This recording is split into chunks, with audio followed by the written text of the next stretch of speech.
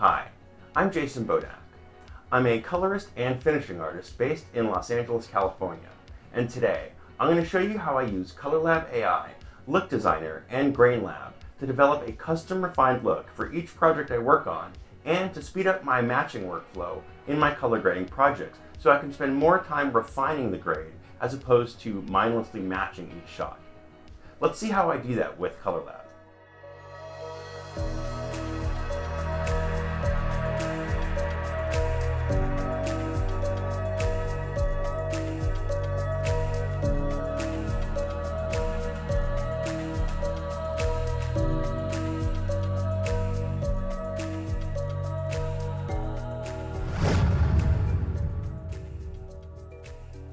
Now first off, I'd like to thank the filmmakers of the documentary feature film The River, director Rick Walters and producer Heather Olson for allowing me to use the footage that we'll be seeing in this demo today. We'll be working with two scenes captured in Sony S-Log3, and they're split into those two scenes using markers on the Resolve timeline. That way ColourLab AI can intelligently identify between those scenes and match accordingly. Let's jump over to ColourLab and get started. Once I'm in ColourLab, I can import my sequence right in. It attempts to identify the camera profile, which I can correct. And then I can start matching. Of course, I want to select a good shot because I need to select a reference on which to match to. Now, a lot of people like to use a reference from another film or something provided directly from the client, but I like to balance a specific image exactly to where I want it to, and then match all the other shots in the scene directly to that. I find that leads to less chasing around, and then I can get the scene looking exactly where I want it, and then I can assign the look to the scene afterwards. So I'm going to get this shot looking where I want it to. I'll use the buttons on my Stream Deck to use printer points to adjust it. Now I'm trying to get a base grade here, I'm not trying to get it exact, and any type of finesse or secondaries or anything in my mind that is fine-tuned in any detail, I'm going to do back in Resolve. I'm just trying to do base grade type of details right now and see what brings out the best type of image that I can work with. There we go. Okay, that's a good starting point. Now I'm going to set this as the reference for the rest of the scene. Now I've identified the scene again in Resolve using markers, so ColourLab is able to intelligently identify, and I'll match this to the rest of the scene.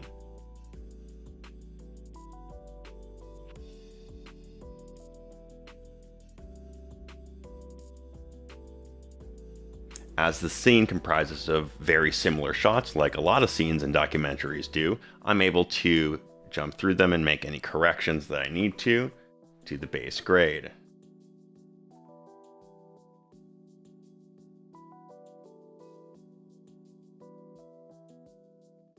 Again, this one's going to require some fine-tuning and Resolve using the HDR palette or log, but I'm not going to do that here. Okay, on to the next scene. We'll do one more scene.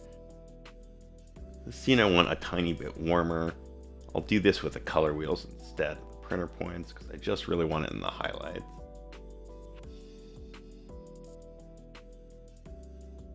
That's probably a good reference. We'll use this as the reference and we'll match this to the scene.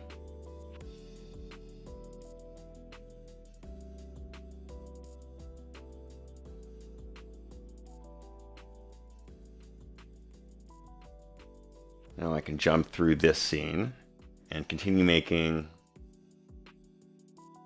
any adjustments with printer points that I need to.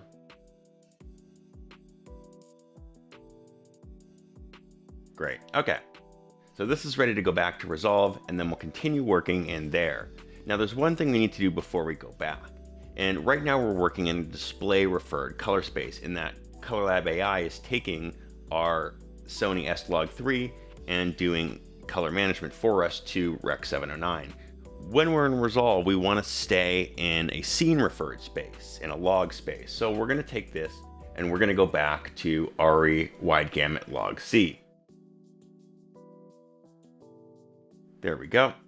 That way we can continue working the way that film would work.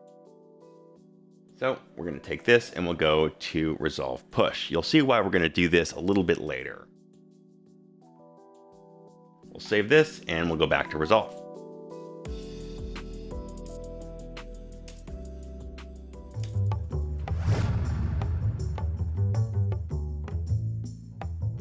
We're now back in Resolve with all of our matching. We even have it synced with a fixed node graph that we developed, and all of our inputs, output transforms, and CDLs are exactly where we want them. Let's take a look. If you look at node 2, we have our input transform, taking our footage from Sony S-Log3 to ARRI Alexa Log C, so we're now in a scene-referred color space.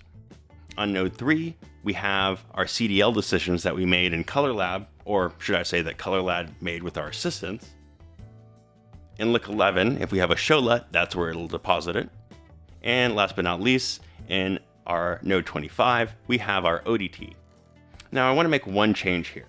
I want to remove our ODT, or our output transform, from node 25 and move it to our timeline. That way, we can actually have a scene-referred workflow all the way through our project. So I'll clear this node, it'll go back to Log C, and if I go over to my timeline nodes, you'll see that I already have an output transform. If I enable it, you'll see that it's already working to go from Log C to Rec 709. If I open my OFX panel, you'll see I have a copy of Look Designer already enabled on it, set to go from ARRI Log C to Rec 709, changing it from scene referred to display referred, setting me up to export. Now, if I needed to change this for whatever reason, say I needed to deliver to Netflix, or I needed to create a log version for a graded archival master for archival, I could easily do that right here. Now, a common question might be, why am I going to do this? Well, it's great to have these built-in features like subtractive color, push-pull, and the ability to build in a print stock emulation custom to the project right here in my output transform. And that's what we're going to do right now. I've done all my adjustments and Resolve, and I'm almost ready, but I just want to add a look and a little bit of grain to tie everything together. Now first, what I want to do is I actually want to add a tiny bit of density using the subtractive color option here. Now you can do this using a bunch of complex nodes, but it's really neat having this option right here. You can control the cyan, magenta, and yellow separately, or you can gang them together with this control. Now by doing this, I'm actually going to darken down my image a bit, but we're going to correct that in 1 second. Now I can do this with my mouse, my panel, or I can even dial in the numbers right here. There. I like what that's done to the image.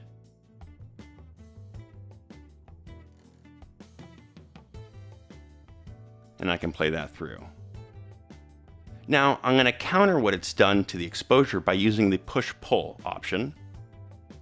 And I'm going to push the exposure of my stock, quote unquote, a tiny bit. Just a little bit like that.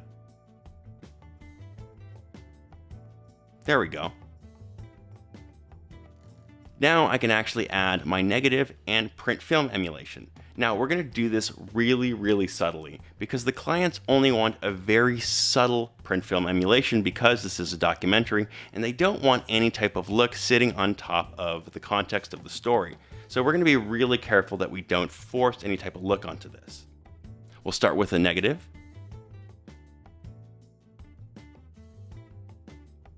Now that's sort of nice. I like what that's doing to the background, and it's sort of nice on our skin tone.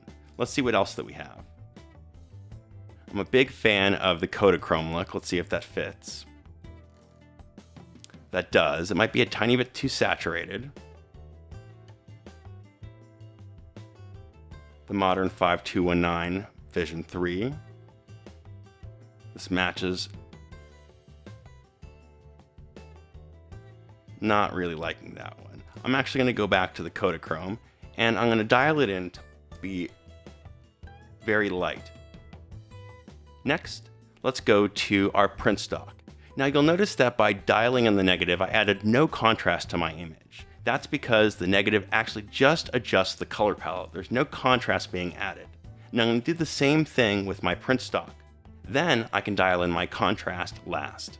So let's select our print stock. the modern 2393, a classic Kodak print stock. Again, this is quite intense, but we're going to reduce it down. We're just trying to see if we like the overall color palette. I actually quite like this. This has the look and feel that I'm looking for. This is a theoretical print stock designed by Color Intelligence, the makers of ColourLab. I'm going to go with a 2383 at a very, very subtle 0.1. And last but not least, we're going to enable the post-processing, and I'm going to enable the FPE option, which basically limits the colors to only be what could possibly be available within a printable film print. Because remember, this used to go out and be developed or put back on celluloid before we would see this in a theater. So what this post-processing option is doing is helping us do that. Now, a lot of focus goes into exactly how realistic these type of options are. We also have an ENR option in here too. I'm not actually as focused in that. What I'm trying to do is to try and talk to my clients and get exactly what they are trying to get, whether it's nostalgia or whether it's telling a retro story, or specifically whether it's to not focus on the look. And in this case, we really don't want to focus on the look. I'm actually trying to reduce saturation, and that's what both ENR and FPE is going to do, and get our audience to focus less on the image and focus more on the story. So whatever look that I do, I want to make sure that it's not invasive at all. And so in this FPE look, I want to make sure that it doesn't stand out at all. It really just sits right on top of the footage very seamlessly. And that it looks like it could have been literally shot like that. That's the whole point of doing a negative and a positive print stock. And last but not least, we're going to add contrast, if we even want to.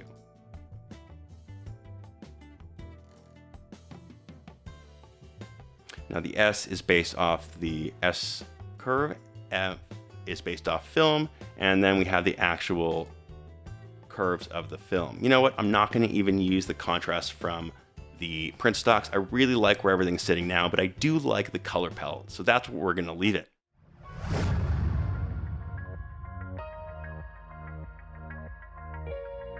Now that we've taken a look at the output transform, let's take a look at how I did the grain. Now, inside this grain compound node, I have 3 nodes. I have a quick soften node. I apply a real mild blur, 0.52, just to take a little bit of the digital edge off the footage. Then I have a node with Grainlab on it. I'll open our OpenFX, Shift F to give us a better view. And if I enable and disable this node, you can see the perceived contrast that I am giving the image. If I turn it up just a little bit, you can see much better. If I play it back,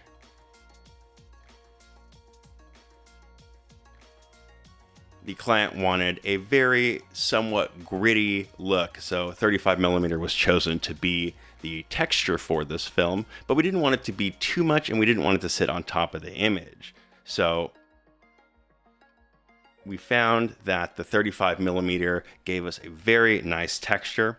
Now there's 3 controls: base, body, and spark. Base provides the control for the shadows, the body controls the midtones, and the spark is mainly for in the highlights.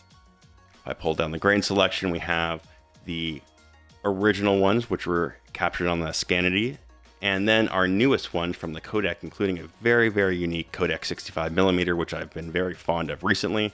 Then last but not least, we go and we resharpen after the grain has been applied. I like this just to Play-Doh everything together. And last but not least, just a reminder, this is in the scene referred color space. So once it goes out of this grain compound node, it goes back into this Look Designer output transform, and it is properly restretched. So it looks and acts as real grain would, similar to the way that a negative and a positive would go through the development process. So it acts and responds just like real grain would. Now, if you're going to use Grainlab, I definitely recommend using it on the timeline level, as I would here. It's fairly processing intensive, and it needs to access the frame before and the frame after. So at least use it either on a group, pre-clip, post-clip, or timeline level like I have here.